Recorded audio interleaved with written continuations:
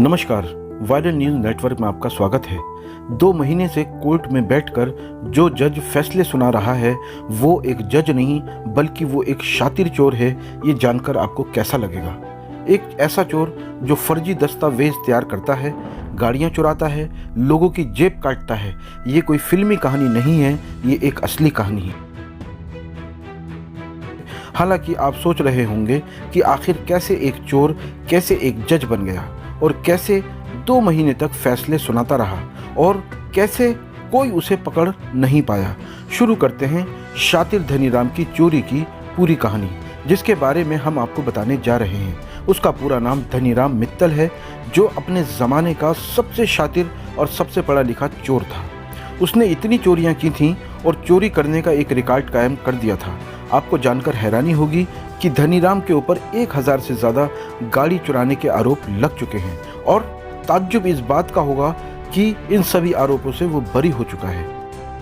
आखिरी बार पुलिस ने धनीराम को 2016 में चोरी करते हुए पकड़ा था। उस वक्त उसकी उम्र 78 साल थी। कुछ समय बाद वह जेल से छूट गया था और उसके बाद फिर वह चोरी करने के लिए आज़ाद था।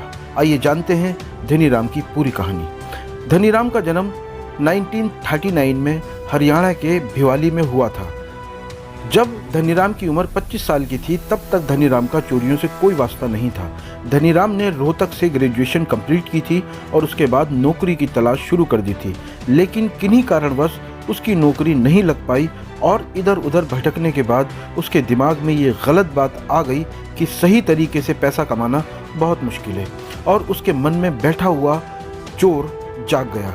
आपको बता दें कि चोरी में गुणवत्ता लाने के लिए सबसे पहले कई दफ्तर गया और वहां जाकर उसने देखा, समझा, परखा कि यहाँ पर फर्जी दस्तावेज तैयार हो सकते हैं।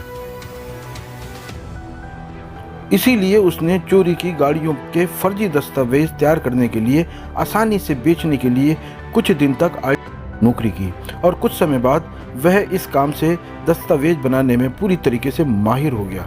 और अब वो इतना माहिर हो गया था कि आरटीओ जो दस्तावेज तैयार कर सकता है हूबहू उसकी तरह दस्तावेज तैयार करने लगा, जो पकड़ में नहीं आते थे। 2-4 साल उसने इस तरह दस्तावेज तैयार करके कमाई की, मगर कुछ समय बाद धनीराम को लगा कि इसमें कोई ख़ास कमाई नहीं हो रही है। इसीलिए उसने कुछ नया और कुछ बड़ा करने की सोची। आप जानकर हैरत में पड़ जाएंगे कि वह दस्तावेज बनाने में इतना माहिर हो गया था कि उसने अपने फर्जी दस्तावेज तैयार कर लिए और इन फर्जी दस्तावेजों के सहारे रेलवे में स्टेशन मास्टर की सरकारी नौकरी हासिल कर ली। हालांकि यहाँ पर अच्छी कमाई थी, सरकारी जॉब थी, मगर धनीराम का दिल इससे भी कुछ दिनों में भर गया और उसने ये नौकरी छोड़ दी क्योंकि उसके अंदर चोरी की लत जाग चुकी थी।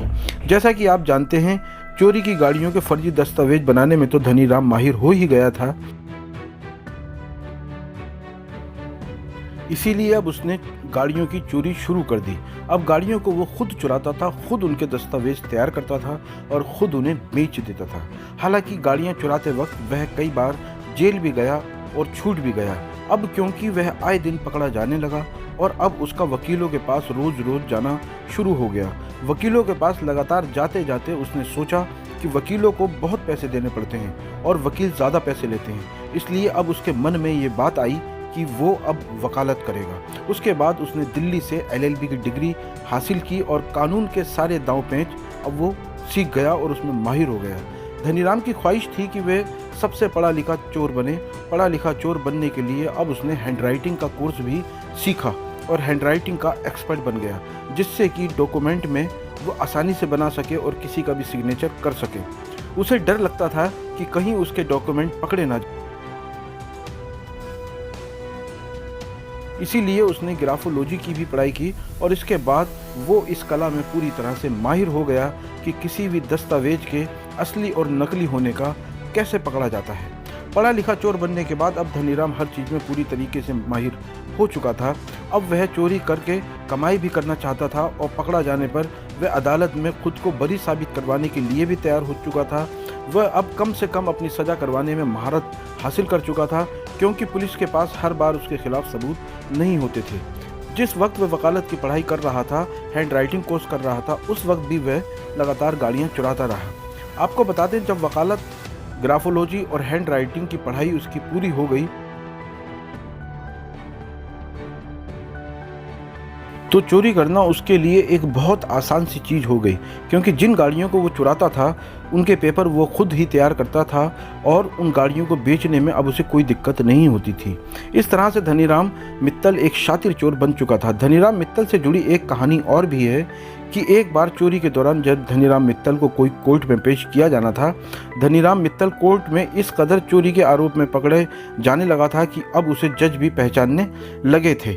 इसीलिए एक जज जो वहाँ पर थे उन्होंने उसे देखा और देखकर उससे कहा कि अरे तुम फिर आ गए, जाओ मेरी कोर्ट से। और उसके बाद धनीराम मित्तल बड़े शातिराना तरीके से उनकी बात सुनकर बाहर निकल गया और बाहर आने के बाद वो चाय पीने बैठ गया और बहुत ही शातिराना अंदाज से उसने पुलिस वालों से कहा, देखो जज साहब ने भी मुझसे कह दिया है कि तुम जाओ यहाँ से, तो क्या मैं जज साहब की बात ना मानूं। और इसके बाद वो चकमा देकर वहाँ से भाग गया।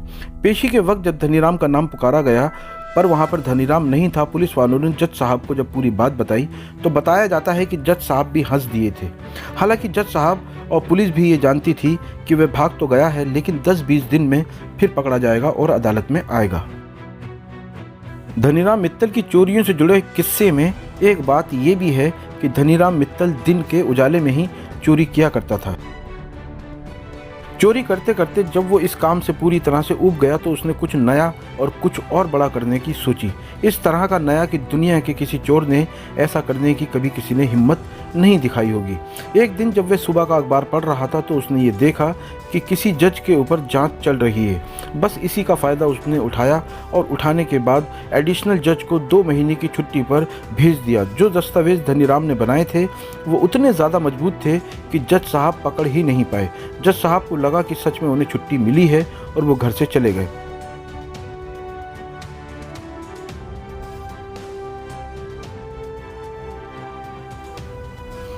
जज साहब के जाते ही धनीराम मित्तल उस कोर्ट में पहुंचता है और पहुंचने के बाद जज बनकर उनकी कुर्सी पर विराजमान हो जाता है। रोज़ धनीराम मित्तल कोर्ट में आता था, रोज़ जज बनता था, रोज़ फैसले सुनाता था। क्योंकि उसे कानून की हर जानकारी थी इसीलिए उस पर किसी को कोई शक नहीं हो पाया। धनीराम ने जज बनने के बाद लोगों को सज़ा भी दी और लोगों को बरी भी किया। पुलिस रिकॉर्ड में ये बात है कि उसने इन 2 महीनों में 2740 लोगों को ज़मानत पर रिहा किया था और कुछ अपराधियों को उसने सज़ा भी सुनाई थी। इसीलिए जब इस बात का खुलासा हुआ था तो धनीराम ने जिन जिन कैदियों की रिहाई दी थी उन्हें भी पकड़ा गया। उम्र के जिन जिन कैदियों को उसने सजा दी, धनीराम की उम्र को तकरीबन 80 साल हो गई। तो अब ऐसा कुछ नया उसके बारे में नहीं आया है और ये बात पुलिस जानती होगी कि धनीराम अभी जिंदा है या धनीराम ख़त्म हो चुका है। आप धनीराम के बारे में क्या सोचते हैं, आपका क्या कहना है, हमें कमेंट बॉक्स में कमेंट करके ज़रूर बताएं। लगातार वायरल न्यूज़ देखने के लिए हमारे चैनल को सब्सक्राइब करें।